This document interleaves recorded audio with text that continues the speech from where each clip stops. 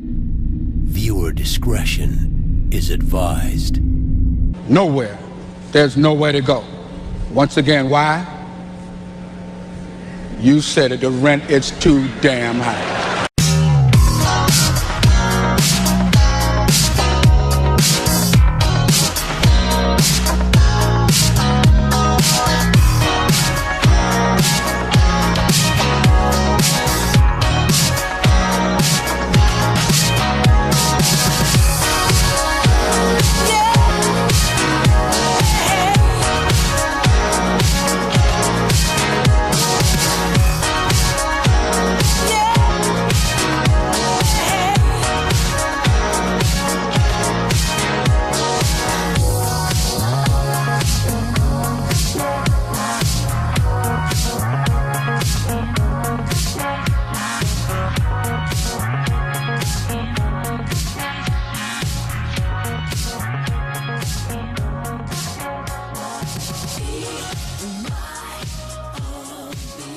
So today is October 21st, 2016, and we welcome you all today to the inaugural episode 0 of the Jolly Populist show.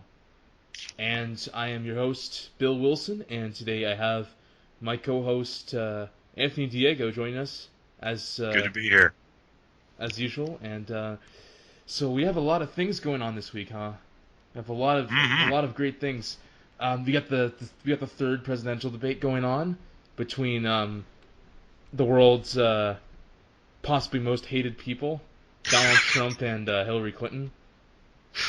I don't know if it's necessarily deserved hate for either of them. Some people might say it's undeserved. For Hillary, it's definitely deserved. Let's look into this debate. So it was moderated by Fox News, of course, because the last two were moderated by, I believe it was MSNBC and then CNN.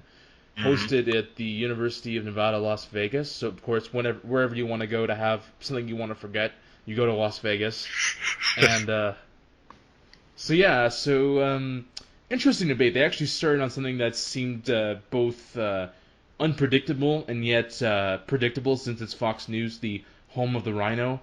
And they started off with the two topics of abortion and the Second Amendment. So, Anthony, right. I'm wondering, what did you think about the initial arguments between the two on those issues? Yeah, it was funny. It kind of came out of left field, but I mean, like you say, I suppose we could expect that from Fox News. You know, these are the most important issues of the day, apparently. But yeah, I think it kind of caught the both of them by surprise as well. Hillary was kind of boilerplate about it, the standard Democratic, yeah, we support this, and tacit approval of the Second Amendment, I guess, but with all of our caveats, you know. Trump, I think, was one who was really caught off guard by that. He kind of went a little boilerplate as well, that a lot of people, I don't think, expected him to be so, strongly pro-life, for example. Yeah, I guess that's true. I don't know, it's still kind of contentious. From what he kind of displayed to me, was he was more pro-life when it comes to past the 5-month point, once the fetus starts to develop a little bit more and starts to be able to form neurons and brain, in the general focus of the brain. Because at that point, that's when the baby will actually be in the fetus, and right when it's getting the needle to mash up the head, it's going to be like, ah! Ah! But yeah, it seems kind of makes sense. I thought it was very dark of Hillary to say, and of course I'm going to use the word dark because that's been used pretty often already in the news. It was pretty dark how she was saying how it's like even at the last day, like there should still be allowed to have an abortion then when the baby is basically coming out, and then the doctor's like, all right, let's make us some spaghetti ravioli, bring me the formioli, and then. You have to That's a little extreme, yeah. Yeah, it seemed like it was a little too much. Of course, like there should have definitely America, most of the Western world is very pro-abortion, but I think the depiction was a little antsy between both of them. Yeah, like I say, I think it kind of came out of left field for both of them, so they both just went hard on the party line because, it's not really anything that matters, or it's certainly not a hot button topic in this election for anyone, I think, except Fox News. Yeah, well, it's your typical rhinos, your typical GOP standing points Although it might be an issue to talk about, especially what's happening in, I believe it's Utah right now, where you Okay. have this guy. I don't remember what his name was, but he's an evangelical, but he used to be he was former CIA, I believe. His name, Interesting. oh no, I have his name now. His name was McMullen was his name, and he's in a three-way tie with Trump and Hillary for Utah. So I think the GOP is a little Wait. worried. He's in a three-way tie in Utah for what? The general election? Apparently. But the thing is, I don't know if the polls are completely legit or not about this, because he just seems That's very bizarre. out of left field.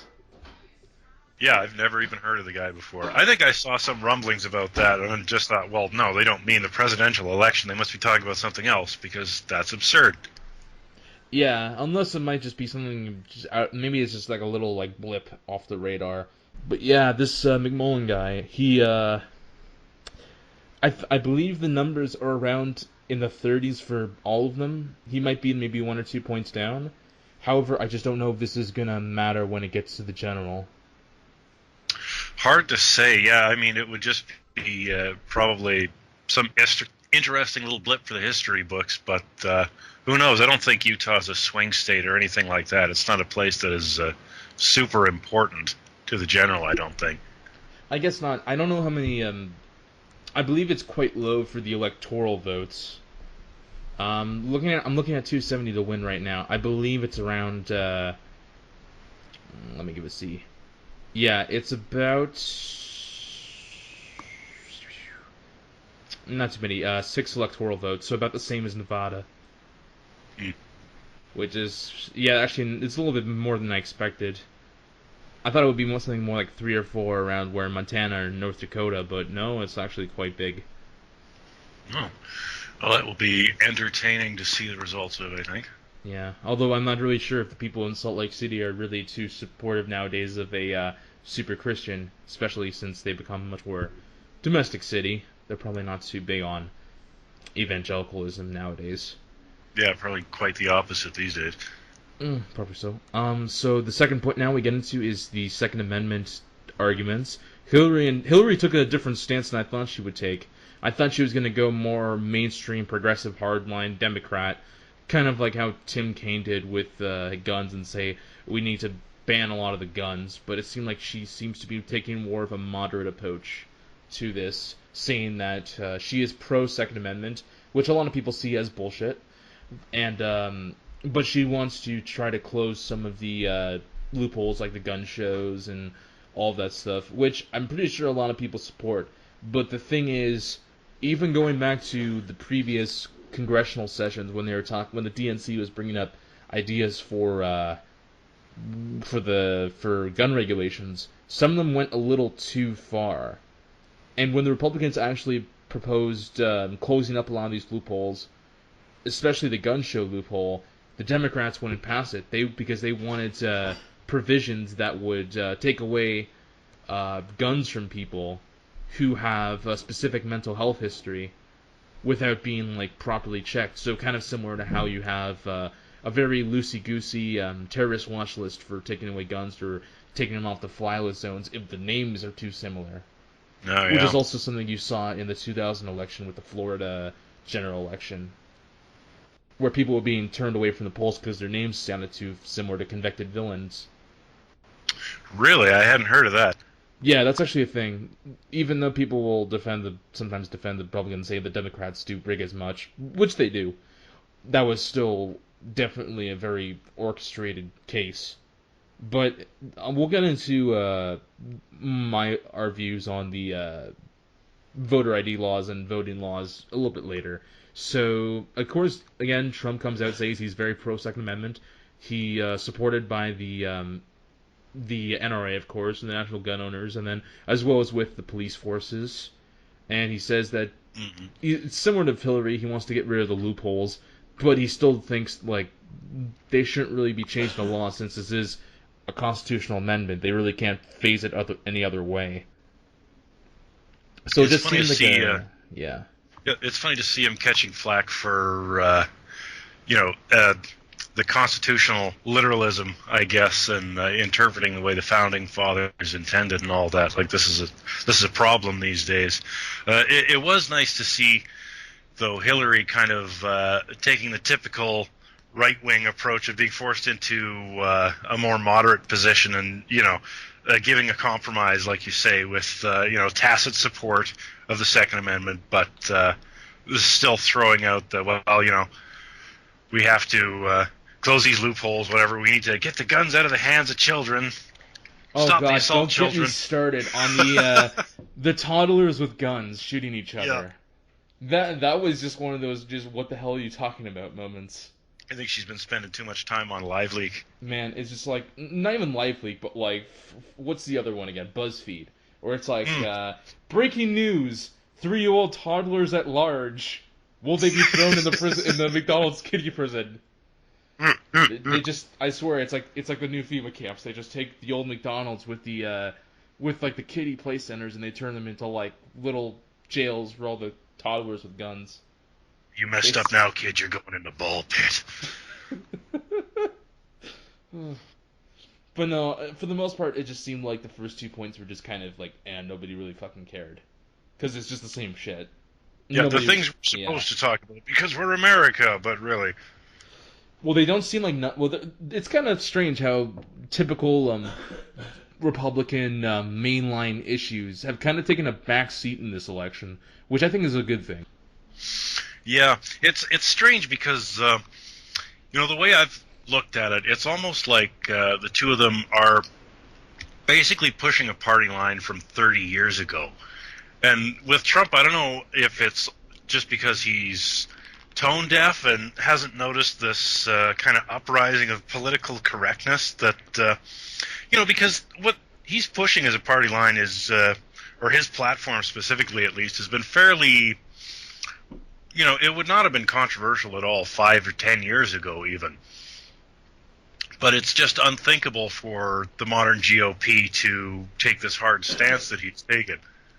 Yeah, I guess so, but I think Trump does see what has been happening lately, because there definitely has been a momentum shift, because going back to 2008, you kind of had the peak of progressive liberalism, and now you're starting to have a bit of the peak of globalism and more of the globalist views. But looking at what's happened in the past 3 years or so, with the rise of this alternative liberal media, we have your Vice News, Gawker, all these guys, the rise of Tumblr, and then you have everything that coincides with it, which is the whole pro LGBT movement, where it's kind of gone to the point where it basically looks like something out of like the Rocky Horror Picture Show, but with a lot more harder drugs like heroin, probably. It just fucking stings after a while. And then you have stuff like the Syrian refugee movement and the whole rise of ISIS, and you see just the misorganization that's happened with dealing with the refugees, and it's kind of coincided into a melting pot of just disaster in general, where you have people coming into your homes out of the good grace of the people who you elected, out of the good grace of the community, who come here, and they don't really influence the economy at all. They actually really just create a jobs burden because there's too much supply than demand for positions. And even but they create jobs. Haven't you heard the latest bit from McCallum? Maybe so. That goes into a different section. We'll talk about Canada in a while because, we can talk about a bit of that since it's more. This show's more focused, I guess, on North America and Europe, of course. So, of course, we'll talk about Asian politics. There's some stuff that actually happened today, which was interesting, but we'll get on that later. Back to the election. I think Trump has kind of played into just people's just aggression over how things have been propagated. Where you have the incident in Cologne, for example, where these people are coming over, they're getting welfare, and then they go and they commit complete atrocities against European women and against the free peoples of Europe, where people are being assaulted. People are being basically just thrown around like puppets, and then you have these liberal voices who basically act like it's Animal Farm. It says, oh, things were like this before. Everything you remembered is bullshit. It's always been a land of freedoms, and you should shut up because you're a racist, cisgendered white male. And now even white people are getting really fucking pissed off with this. Even the classical and the moderate liberals who would be voting Obama back in 2008 are starting to get really pissed off with these guys, and especially with people like Black Lives Matter, who aren't even really doing anything for their communities. It just seems almost like blind luck to me that we've got this huge pushback in the form of like the alt-right, and like you say, even moderate liberals are getting fed up with this, and the only person who's been able to come out and basically give them a voice appeared in Trump, and he just happened to be someone who doesn't back down. He's not your typical rhino, bumbling old GOP guy who will say something stupid and then immediately be shamed into silence. He stands and says, no, I don't care. I'm going to stand by it. And I think that more than anything has been the key to his success, whether he knew this was going to happen or not. I guess so, but there is some of the apologies that happens. I don't think it's really more of, I don't care. It's more of, okay, there was a blurb. Let's get to the actual issues here, because nobody really cares about my scandals from 10 years ago or my tapes on how I view people from 10 years ago. They're supposed to be private conversations. It's not public conversations. He's not coming out and saying, like, all this shit.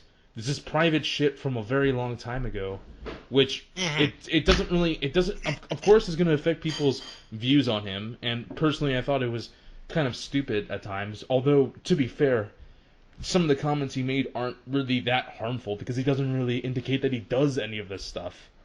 It just says that if he really wanted to, he could have, which is true, he probably could have. He's Donald fucking Trump. Like, for fuck's sakes, any fucking gold digger would go on that shit. He's fucking multi-billionaire. He's a world brand. Like, really, that's it. He's just telling the truth. But it's the same thing kind of what Hillary did, where he called her voters, Donald Trump's voters, deplorables. They're telling the truth, but it's the truth that people don't really want to hear. Or it's kind of gone too far where they don't want to hear it. I noticed a fun connection that I'm not sure a lot of people have made with the deplorables thing. There was something in the WikiLeaks where internally, long before she made that comment publicly, they were referring to Donald Trump's little base, the deplorables they call them now, as the bucket of losers. And I really think the basket of deplorables was just a sanitized public version of that. Well, pretty much, I could see that. It's the same thing where how she called the Mexican voters, basically, they called, like, the whole thing, like, I think it was, like, a taco bowl fiesta. And then, it's insane, I agree. And then they have the Bernie supporters, and they were basically just calling them basically just, like, losers, basically, who just are just basement Marxists, in a way. I don't know what the specific word was. It wasn't basement Marxists, although it might as well have been. But, yeah, it's just one of the things that people don't want to hear, and it's kind of influenced the debates a little too much for me.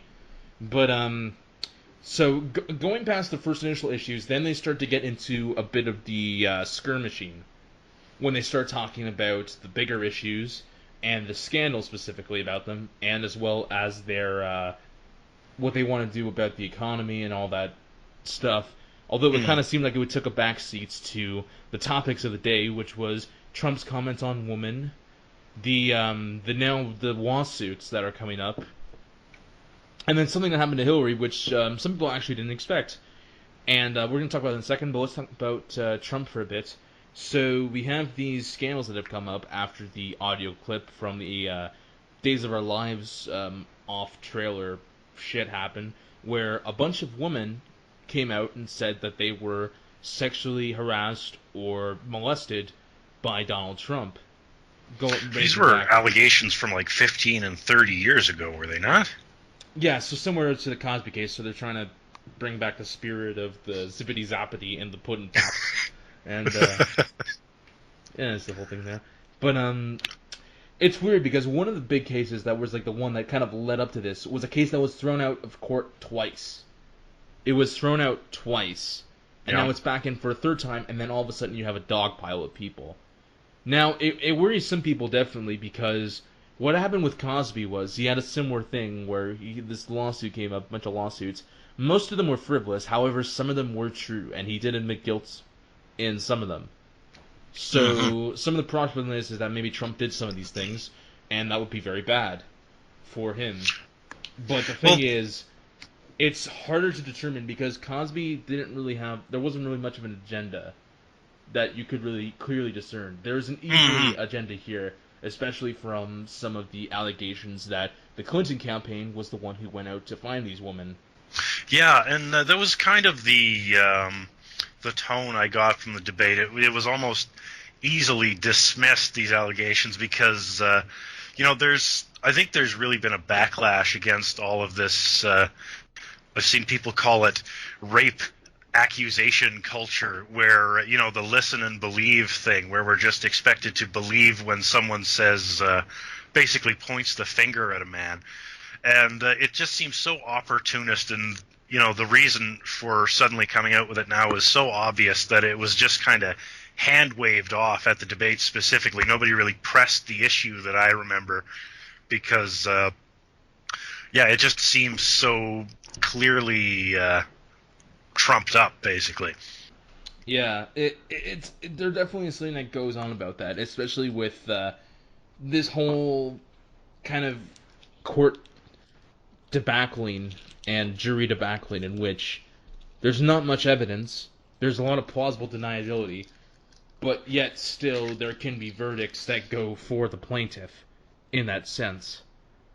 So it's kind of hard to really determine a lot of this stuff because it's such a kind of hard issue to determine unless you really do have that criminal or civil law background. So, But from what I see though, there definitely is this whole listen and believe culture that a lot of liberal views have brought up, and even conservative views. I would say this is a bipartisan problem, is that there's so much collusion out there, especially with the media and the organized media, in which I think there's one thing that no one really knows about is there was a bill that was taken down. It was a bill that was supposed to be protecting U.S. citizens from being targeted by state propaganda, which was only used with international audiences. That bill is now gone. It was taken out of the House around I believe it was just before Obama or just after, around that time. And all of a sudden now you see all of these news stations spreading a lot of disinfo, and then you have the Chris Cuomo tape where he says that it is illegal for people to have the stolen Podesta emails, but it's okay for the media. But he doesn't really explain why. He just said you should be listening to us about the information. Don't look at the emails. Listen to us because we're the tune in and get it here, or you'll go to jail. I remember it's almost reading. I think it was in one of the Podesta emails. They were talking about not having a centralized source of basically conditioning, or their message, as he called it, I believe, but having a whole bunch of different outlets giving the same message, kind of reinforcing each other by seemingly being completely different sources, but having the same position. Which does seem to kind of reflect what you're saying about suddenly all these news stations are more or less have the same thing to say about the candidates and the issues. Well, that's the thing too as well. Although this has really just been a thing that's been happening for a very long time, but it's really just now that when they tried to broaden the reach, kind of like how when the television news was introduced in color back in the 1970s, it's not really working now because the internet is a different beast than television. Because television, you control what goes on the television. Because there are specific people that have rights to the channels, they have rights to the stations, and they have basically control of the governing bodies. The internet is different because it is basically the purest thing to media art, in which you can basically put whatever you want on there, and as long as you have a certain amount of anonymity, and you are doing this from a place where it is legal, maybe not legal in some other countries, you can put on whatever you want. You can be German and deny the Holocaust. You could do a lot of these things. I don't necessarily believe that that's a good view to have, but people should still be allowed to express their views, even if they sound ridiculous, and even if they sound inherently wrong in some people's minds. But what's happening now is they're trying the same thing as the 70s, where they're just trying to collude the public opinion, but it's not working because there's so much, with this rise of the alternative media on the other side of the spectrum, and the rise of grassroots internet populism, in which now you have all these people coming out and saying, hold on a second, doesn't this and this kind of go against, basically debunk your opinion, or debunk the way you're presenting it? And then the news will say, oh, these guys they basically use ad hominems, basically, and they shift the goalposts. With a grain of salt and all that, yeah. It's much harder to have a unified front now that all of these detractors have basically the same platform you do. It's really hard to kind of... Although it's also hard to really filter out, like, the information. But at least it's there. Some form of information is there. There's always going to be more voices, especially with the rise of the alternative left media, like your Vice.com and the kind of how the Washington Post and the New York Times have had more online media presence in the past little while. And then you have all these startup sites who try to get on Twitter, who have access to the top comments on Twitter and then add their opinions to a lot of things. Especially with a lot of Donald Trump's tweets nowadays, where half of the top tweets, even though they don't have as many retweets, all of the hater comments are right on top. But we can talk about Twitter another day. That's going to take us too long. Finishing up the debate, they talk again about a very contentious issue after they talked about Trump's woman, about his relationship with China, his relationship with Russia, which he says he doesn't know Putin. He's not his best friend or anything like that. It's ridiculous to claim, and there's not really any proof to say that they were the ones who did any of this. The State Department really doesn't know this, although Hillary claims that the State Department has, on good merits, they're pretty positive that the Russians did do this, even though there has already been people that came out who are not affiliated with the Kremlin or the Duma, who have said that they're the ones who leaked the emails. So they're basically wrong at this point, if all that is accurate. And now you have these videos that have come out, along with the Podesta emails, along with the other emails from Hillary's server, made by a non-profit activist project called Project Veritas, by a man who is very well known in the backwaters community, and very, very not well regarded at all in the mainstream media at all. A man named James O'Keefe. And people will know him more because he did a series of videos about a organization called ACORN, which is the Association of Community Organizations for Reform Now, who claim to advocate for lower class and lower middle class families and trying to help them be enfranchised to vote and all that jazz and make sure they're making progressions. And then all of a sudden, O'Keefe and another investigator went undercover, and they found that low-level ACORN employees in several cities provided advice to the two on how to avoid taxes, basically avoid the taxes being detected by authorities, basically resulting in tax evasion, and then even advised them into human smuggling and child prostitution. Wow, this is news to me. So this was really big on the news. It ended up leading ACORN to essentially go bankrupt. However, there was a spin in the media in which they claimed that O'Keefe was fined $100,000 because he had doctored the information. However, that is wrong. He was fined $100,000 for invasion of privacy. So is that where his convicted criminal label on CNN and all that comes from then? Or yeah, that's what he did.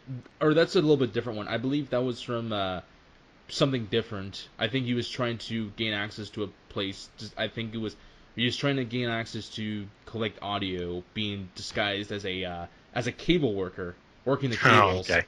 And they found out, and they basically, I think he got put in, I think it was probation for 2 years, and he had to do 100 hours of community service. So basically nothing. And so they're very in line with the alt-right big website Breitbart.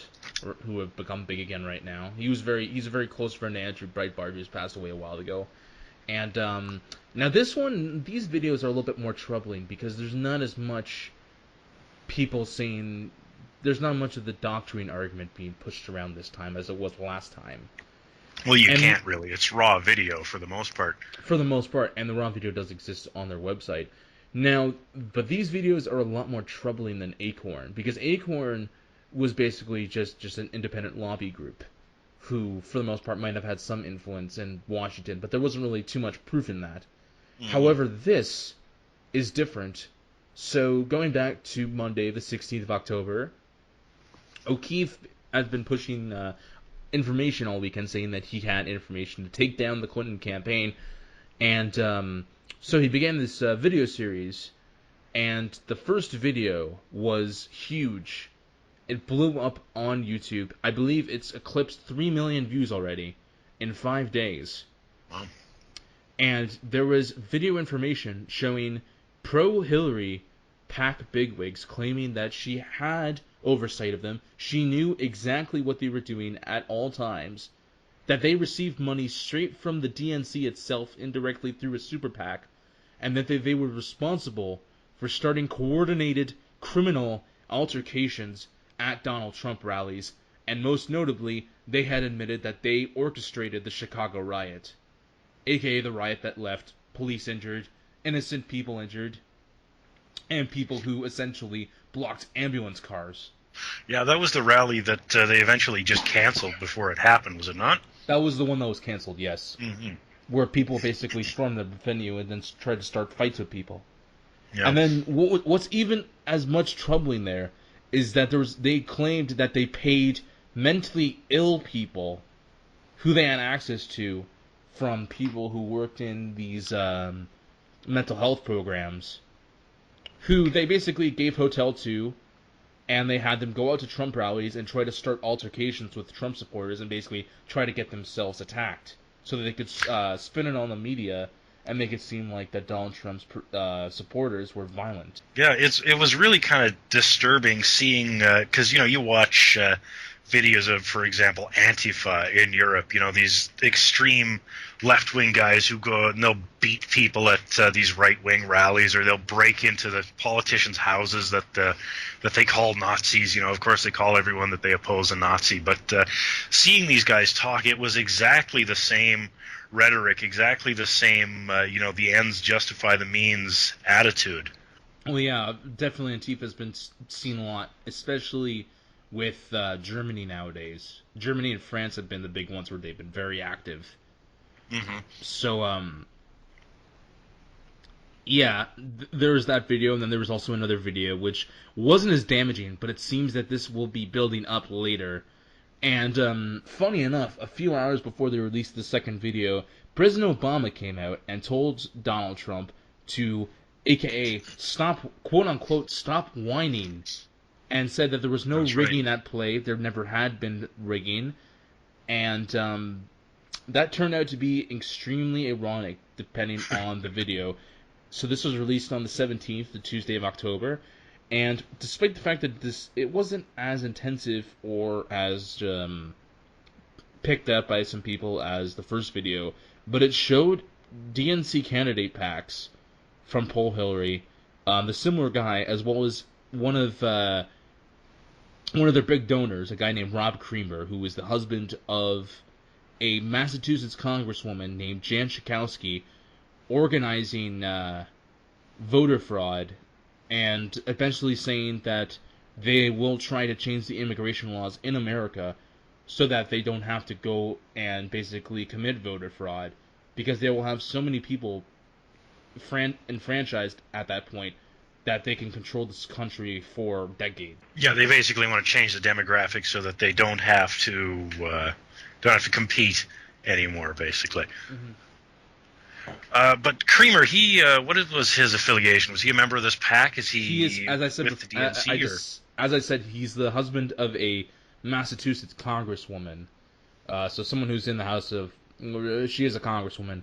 I believe he runs an organization that is under a PAC for the one of the liberal PACs, and he has affiliations with some people in the DNC. But something came out this week that was quite big after he had tried to basically debunk the initial guy from the first video and basically say that it was barroom talk, and he didn't really mean what he was saying, and they were committed to the highest ethical procedures.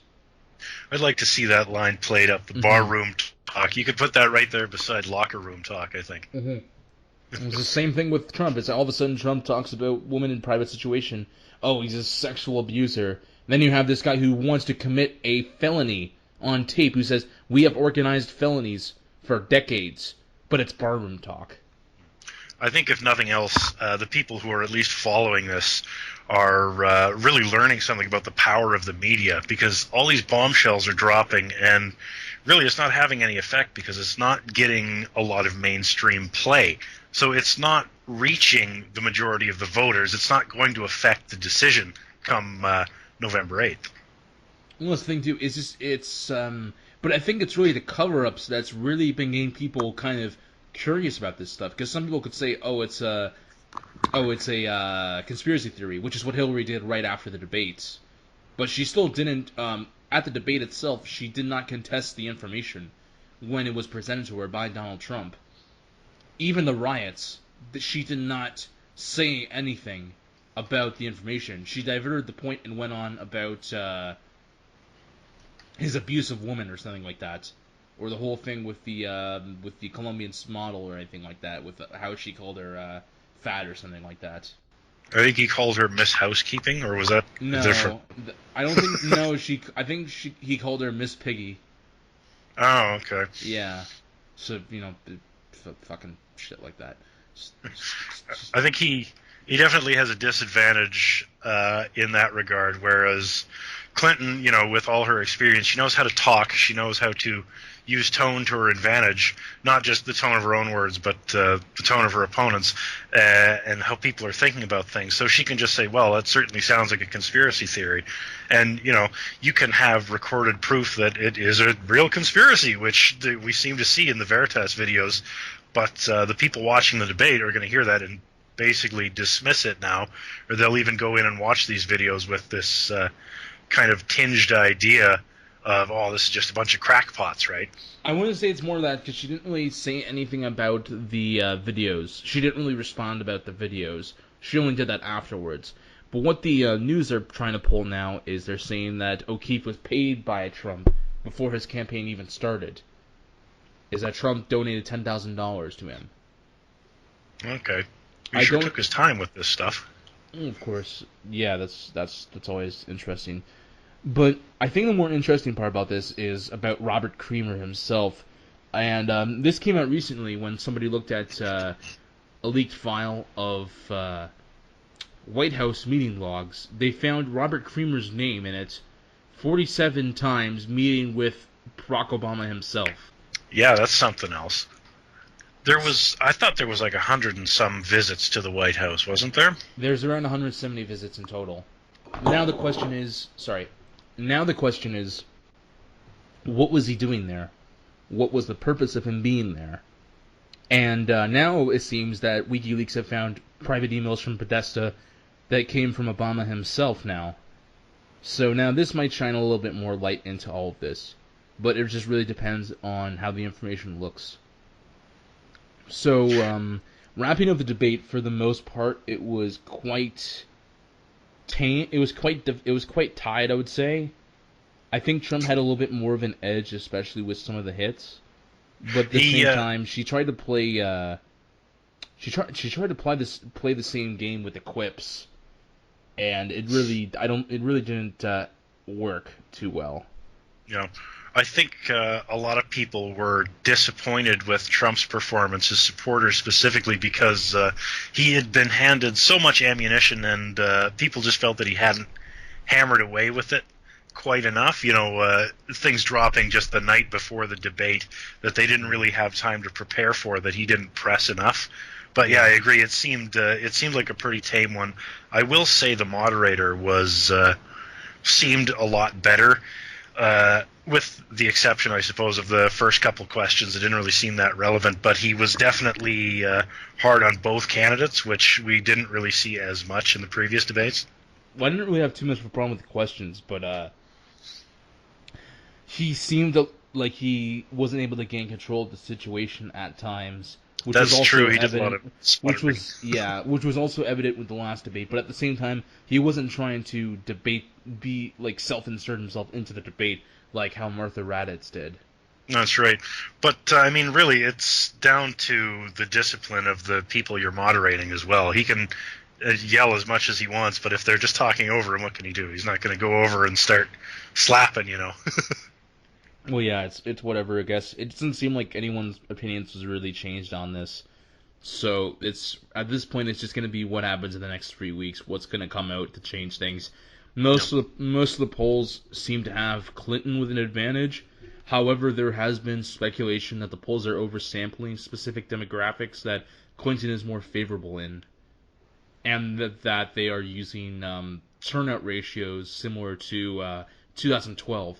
But really, I don't think it's going to be the same turnout in specific demographics for Clinton, especially with the younger crowd who have seemed to be more Bernie Sanders supporters, who I just don't think they're going to get out there on Election Day and vote for Hillary Clinton because there's just not much confidence with her.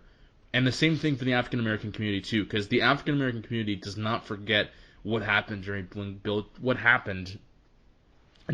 Clinton's tenure with the super predator comments and with the criminal justice reform, which is partially to blame with what's really happened now with the black community culture. Mm-hmm. But so far it just seems kind of divided. I think it's going to be really close, but it really just depends on what's happening. There's been some conspiracy theories thrown around that Soros has ties with who are distributing the voting machines. So if people want to go out and do campaign, just want to go out and make sure that the polls are being done properly and like just everything's being done. Yeah, a big movement to try and get I forget what they call it, like a non-confidence measure or something like that, county by county against the electronic voting machines to go back to paper ballots. Apparently, they have canvassed like all of California and a couple of other states, and they were just moving across the U.S. Now it's down to county whether they actually implement those measures, but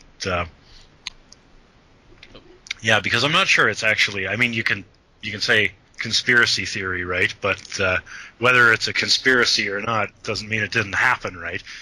With regards to Soros, because he has his fingers in a lot of pies, that's for sure.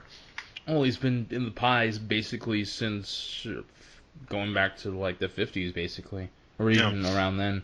Or I guess it's just the whole thing with a lot of the big European families. So let's move on to our next point of discussion, which is WikiLeaks.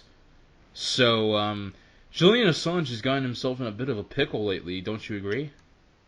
Yeah, last I heard, the Ecuadorians had cut off his access to the internet, and then last night, I guess, the WikiLeaks Twitter account was kind of going off the rails a little bit. Yeah, there's a lot of tensions going on, and the exact statement was that a state actor severed Assange's internet access. And there was an official letter actually put out by the Ecuadorian government that had said that he would not be gaining his internet access because he was basically trying to alter the results of a foreign election.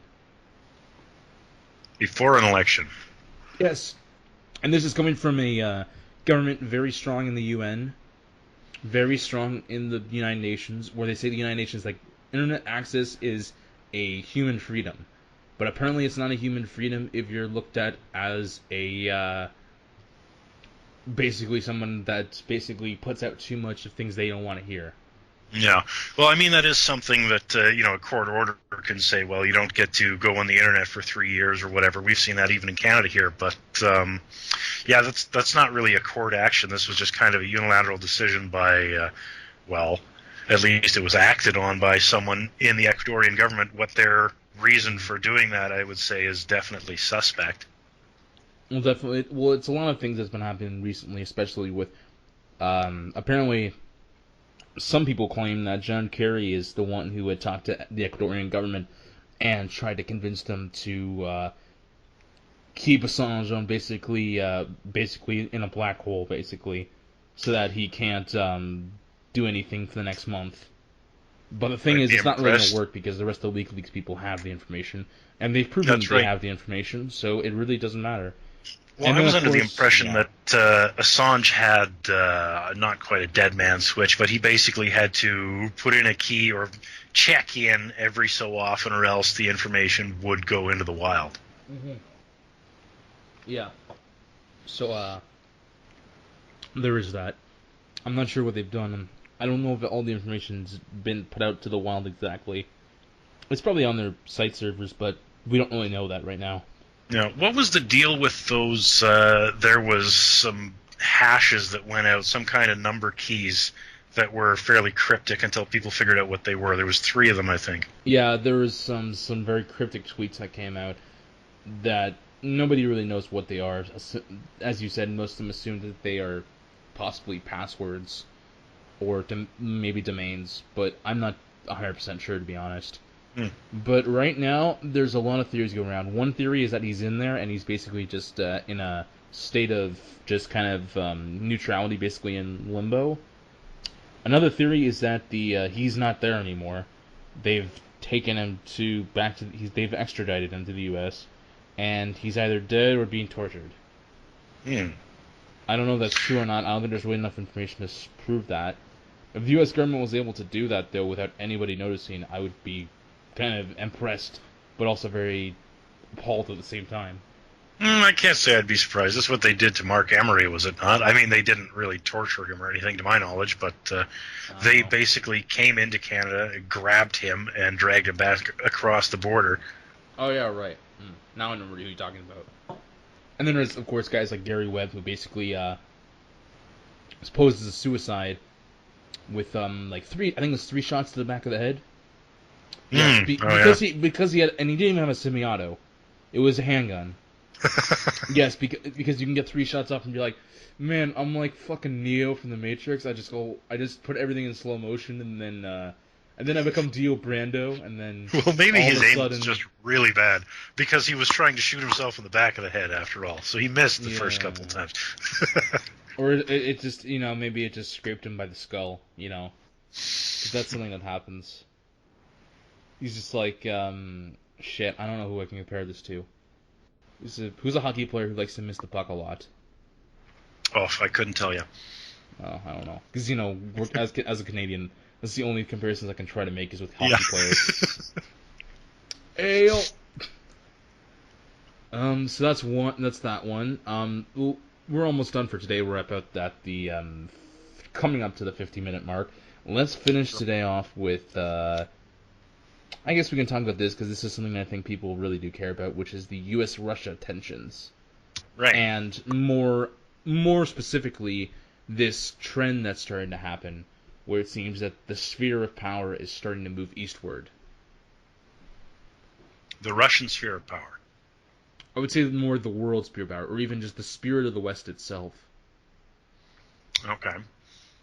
So as we know that the Russians, there are 2 fronts right now that Russia and U.S. have been very strangleholding on. One is Syria, and the other is the Crimean border, which people don't really like to talk about anymore, but it's still going on, and NATO forces and the Russians, they still have some tanks, they still have artillery and all that stuff ready on the Crimean border in case anything happens. Will it happen? Probably not, but it's concerning with what's happening in Syria lately. Anthony, I believe you've looked into this a little bit more recently, especially we see that there's been some new developments coming up in the front lately in Ukraine. That's right. The rebel leader, he has a name, but a lot of people, myself included, just know him as Motorola. There was a ceasefire that had basically cooled down. Everything was at a standstill. But just recently, the rebel leader was actually assassinated in his own apartment. There was a bomb placed in the elevator of his apartment that was detonated when he was alone in it.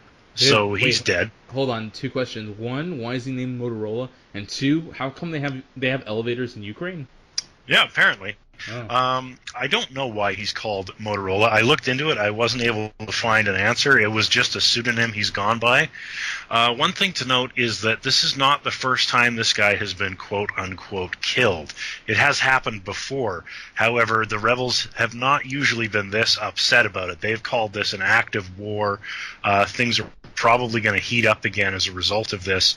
Nobody has claimed the assassination, as far as I'm aware, but looking at whose interests this would be, and it should be fairly straightforward, I would imagine. I haven't been following the situation that closely, but this is what I've heard. Okay. Well, that sounds definitely speculatory. I guess so. I don't really know how to say about this, because I too haven't really been following this too often. It's because there really hasn't been too much even on alternative channels at all, because everyone's all focused on Syria and now with what's happening with China and North Korea. But even looking at China now, where there's the 2 fronts people are looking at, there's a front in China where something very concerning to America has come about. The Filipino president, Rodrigo Duterte, has signed a new arrangement with the Chinese government to essentially kind of have more essential a peace, or some kind of more of a diplomatic alliance, because China has basically been having the whole thing with Japan and some of the other Asian countries over the South China Sea, and because of that, Filipino fisheries have had a bit of a trouble trying to get out to the spots they were more used to get better catches. So now with this piece, it looks like the Filipinos are going to have better fishing arrangements, but it also matters with the U.S. base they have in Filipino waters and what's going to happen with that. Mm-hmm. That Duterte, he's an interesting character. He's kind of gone full Pinochet, hasn't he? Well, I guess so. Well, if people don't know this, when he started up as president, he won the presidential election. He decided to basically start a fatwa. I guess you could say it's a fatwa against drug users. And I believe they imprisoned or killed 25,000 people. And there's been a hell of a lot of extrajudicial killings, just police gunning people down. Basically, yeah. And now all these... Basically, he's created his, little island of just authoritarianism. But some people really love him, though. Which is kind of... Well, he's the law and order candidate, right? Essentially, yeah. And especially the order. I guess some Trump haters are going to be really upset to hear about the whole order part. Because that's something he's really been focusing on over the past 2 debates, was making sure people know it's not just the law that is being enforced, it's the order. Mm-hmm. Don't know if I completely agree, but on the basics, I definitely do think that things have to be done. But it's troubling for America because now China is starting to grow at a rate that has become very much unprecedented. Their GDP growth is much, much better than the Americans. Hong Kong is basically becoming like the new center of the world, basically. Japan is starting to have a bit of a population revitalization. Their population rates are starting to go up again. Their technology seems to be starting to get a little bit better. Them and South Korea basically are just having this little tangent duo of technology and media production. And North Korea just seems to be more fading into irrelevancy, even though they had allegedly carried out new nuke tests. But it seems that they are starting to wade a lot of the Chinese and Russian patience, especially with what's happened recently, where the Russians essentially blew the shit out of a North Korean boat who went into their waters in the north. Hadn't heard about this. And this was a little while ago. It was on the news for a little bit. It didn't really kind of end up making anything matter, but it seems like nobody the tensions... cares about North Korea. It just seems like North Korea has basically just been, I guess, using the Democrats' term, bird-dogged. They've just been left to dry, essentially. and it just doesn't seem like they really have any allies. They're just there. No, yeah. I mean, China treats them as a buffer zone more than anything else. They're not really, they're just a tacit approval via a blind eye. Pretty much. There are definitely a big trading partner with China in the region, but it seems like China is trying to broaden out more into the doing more just direct trade to more of their wealthier neighbors like South Korea, some of Southern Asia, like I guess more like Thailand and again the Philippines, and their own province of fuck, I forget the name. Build their own sphere of influence, you mean? Yeah, basically build their own sphere of influence, which is kind of starting to come to fruition right now, where you're kind of getting a Chinese power we haven't really seen since almost a millennia ago. Yeah. Where it's like all of a sudden, it's like it's going to go back to the times of the great Chinese emperor warlords. But the thing is, The thing is, I wonder about this because there's still a major labor crisis, a labor rights crisis in China, where not a lot of people see this is that while the West loses a lot of their skilled, low education needed jobs to China and Mexico, and a lot of the big textile manufacturers in Southern Asia and the Middle East. As this happens, the workers there are basically paid bullshit, and they are treated like how workers were treated back in like the early Industrial Revolution, pretty much. Yeah, basically, where they're basically just worked to death. And what concerns me is why the UN really isn't doing anything whatsoever about more of the general labor atrocities and the worker atrocities committed in these countries. But I guess it really helps when China has a veto in the Security Council that nobody's ever really going to do anything about it. And that seems it's something nobody really wants to talk about. You see all over the West, because we rely on their output, basically. They are building our comfort of life in the first world, I guess you would say. And, we've got all of these people who will talk about local trade and how, they want to stop these atrocities, but they're still going to buy the new iPhone, right? Or basically the same thing. It's like China is bad, I love America. And then you buy just like some Chinese-made table. Or some shit like that. But it's hard look though, at because the price tag on this other one though. It's absurd to pay living wages. Yeah. it's a little crazy, honestly. It's just really crazy because it's like really the only thing that's really going to change this is tariffs. That's the only way that the West is ever going to be able to compete in their own borders. Yeah, there's there's none of this finger wagging is going to have an effect. China doesn't really care about, well, for Canada specifically, they really hold the balance of power in our relations. It's such a big deal to Canada to have good relations with China. They don't really need to have great relations with us, as far as I'm aware. Well, yeah, just in the general sphere of North America, it's just like honestly, like as it looks at now, even though it seems that globalism, free trade seems to be pushed, especially with U.S. leaders, you have Obama, Hillary, and then Justin Trudeau in Canada, who really want free trade. But it just doesn't seem to be really what's happening now, as you have these labor shortages, and you have generally just depreciating value of work or just any work in general. And that's just really what happens in the marketplace. That's really just basic, simple economics. But people don't really see that, though, because they try to make some contrived theory to make it seem like it's their signature. Like, my signature idea is going to help people. But it really shouldn't even be that, because that's just a really narcissistic view. You need to do what's right for the people, and that's why we're the Jolly Populists.